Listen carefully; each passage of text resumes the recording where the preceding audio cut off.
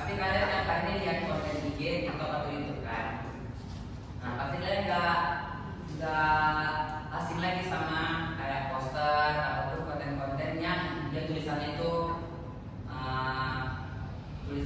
bergaya yang menarik gitu, menarik perhatian. Nah, pembelajaran kita hari ini itu nggak jauh-jauh masuk ke apa yang sering kalian lihat setiap hari itu. Nah, saya pengen tahu nih siapa yang pernah lihat kayak poster atau logo di media sosial. Nah, coba sebutkan apa yang pernah kalian lihat itu, sesuatu yang menarik. Poster jualan, Pak. Poster jualan.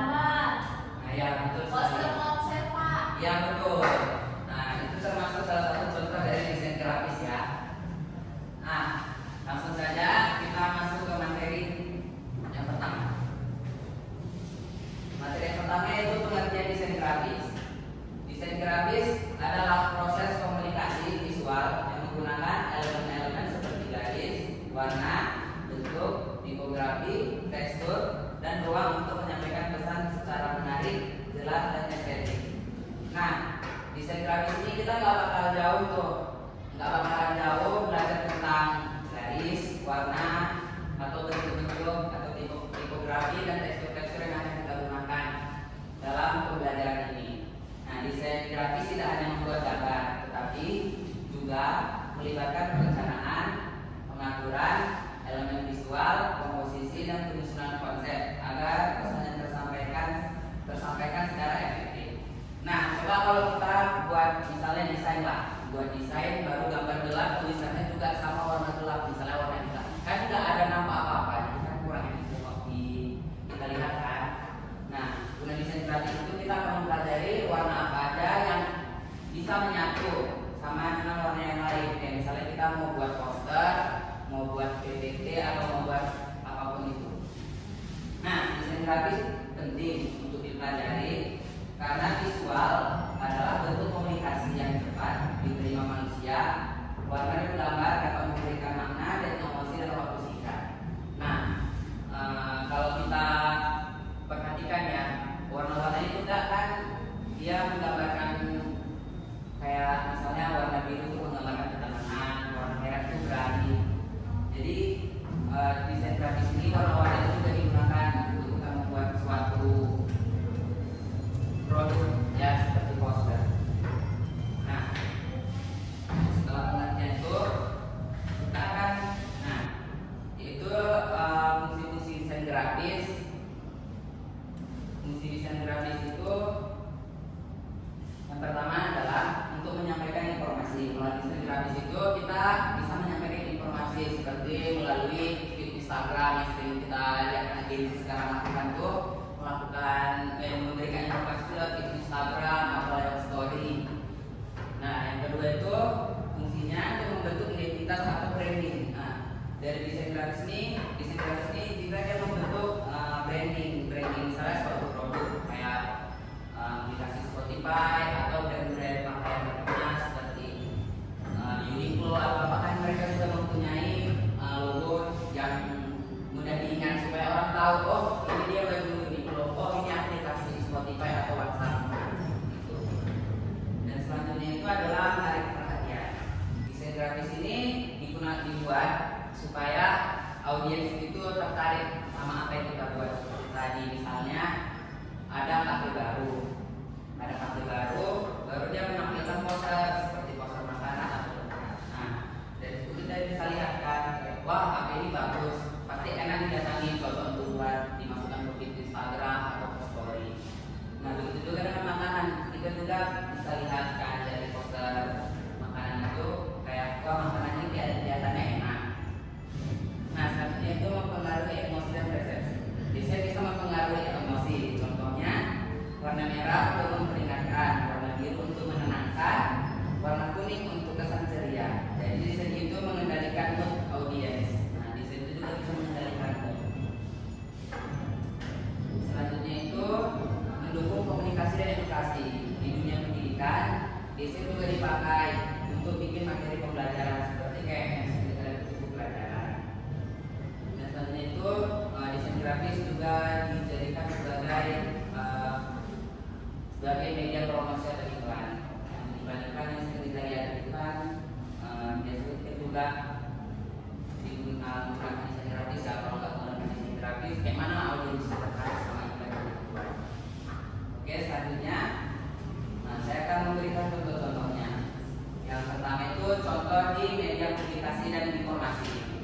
grafis digunakan untuk membuat berbagai media penyampaian informasi seperti poster, brosur, spanduk, pamflet, dan infografi. Nah, di samping sini sudah ada contoh di poster menu makanan di suatu restoran atau kafe. Nah, kalau kita lihat ini kan dia kayak ada gambar, baru ada tulisan-tulisan dengan gaya yang menarik. Nah, warna-warnanya juga menyatu, jadi kayak lebih enak dilihat kan. Nah, di bawah ini contoh kayak brosur sekolah-sekolah. Biasanya kayak sekolah kita ini juga punya brosur yang dapat dikeluarkan untuk menerima murid baru. Oke, selanjutnya itu branding dan identitas visual. Seperti yang saya bilang tadi, desain grafis itu juga menentukan citra dan karakter sebuah lembaga atau produk dan organisasi. Contohnya kayak logo, kartu nama, dan kemasan produk. Logo yang saya kita lihat itu logo seperti logo pakaian. Nah, saya ingin tanya nih dari kalian, ada yang tahu nggak? Ada yang pernah lihat nggak logo-logo di luar sana yang bisa mengingatkan kalian tentang ini logo barang ini, ini logo aplikasi ini? Ada yang tahu? Tahu Pak. Nah, coba berikan contohnya. WhatsApp. Yang lain? Instagram Pak. Nah, Instagram, aplikasi yang sering kita pakai ya. TikTok Pak. Facebook Pak. Oh, Facebook, Roblox ya, yang lagi banyak. Yang lagi banyak di ya. Ya Pak. Oke, selanjutnya. Selanjutnya itu media digital dan media kreatif. Media digital dan grafis itu juga menjadi bagian utama dari berbagai konten online, kayak konten media sosial. Oke, yang saya bilang tadi juga di Instagram kita sering berbagi feed atau story kan. Nah, itu juga menggunakan desain grafis, kayak misalnya kan biasanya kalau kayak di situ setiap bulan kayak ada tuh misalnya Oktober Dam. Nah, itu kan tulisannya itu kan dia menggunakan desain yang unik, jadi enak supaya enak dilihat kan, supaya kita juga ini bagus nih untuk jadi Instagram saya gitu kan.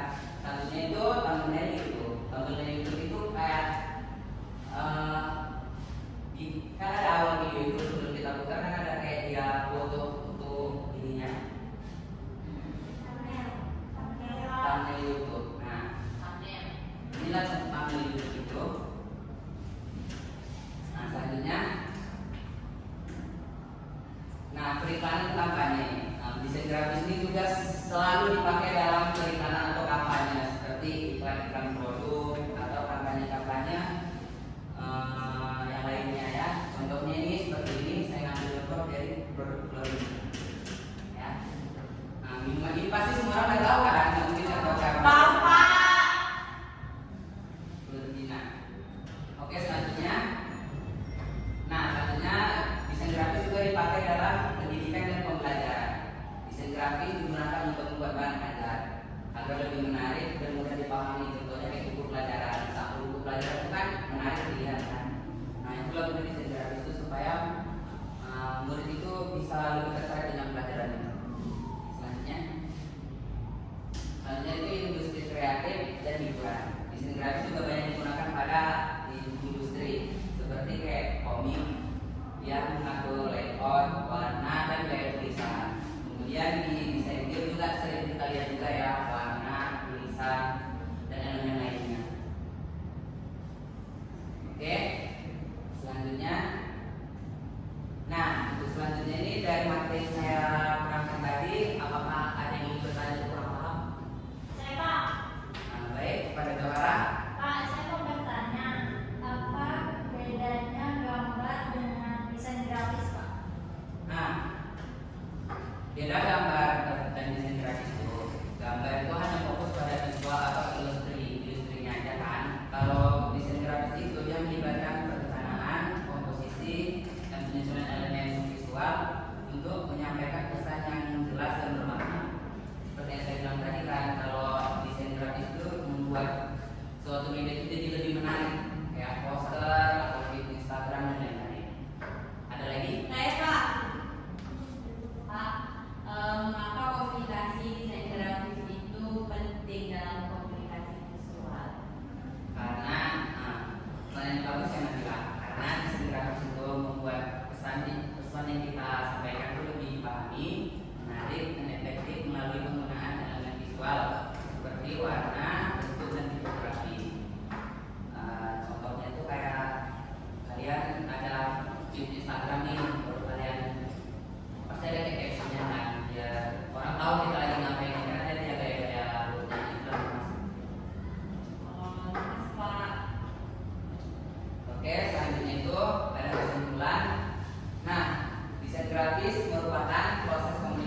visual yang memanfaatkan elemen-elemen seperti garis, warna, bentuk, tipografi, tekstur, dan ruang untuk menyampaikan pesan secara efektif dan menarik.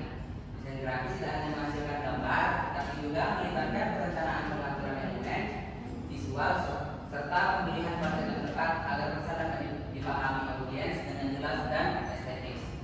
Nah, dalam kehidupan kita sehari-hari, desain grafis memiliki peran yang sangat penting karena visual merupakan bentuk komunikasi yang paling cepat diterima oleh manusia. Oleh karena itu, desain grafis banyak digunakan dalam berbagai bidang seperti media publikasi, branding, konten digital, periklanan, pendidikan, hingga industri kreatif. Penggunaannya mulai dari poster, logo, konsep, bahan ajar hingga ilustrasi desain di dalam game. Nah, mungkin ini saja materi kita pada pertemuan hari ini. Terima kasih kepada semua yang telah mendengarkan dengan seksama. Dan saya juga mau kasih tugas nih sama kalian. Saya mau kasih tugas kelompok ya. Saya akan bagi kalian menjadi 3 kelompok. 3 orang satu kelompok, 3 orang satu kelompok. Baru nanti saya akan share soal dan tugas yang akan kalian kerjakan secara kelompok itu melalui Google Classroom ya. Sekian pembelajaran kita pada hari ini. Terima kasih, sampai jumpa di pertemuan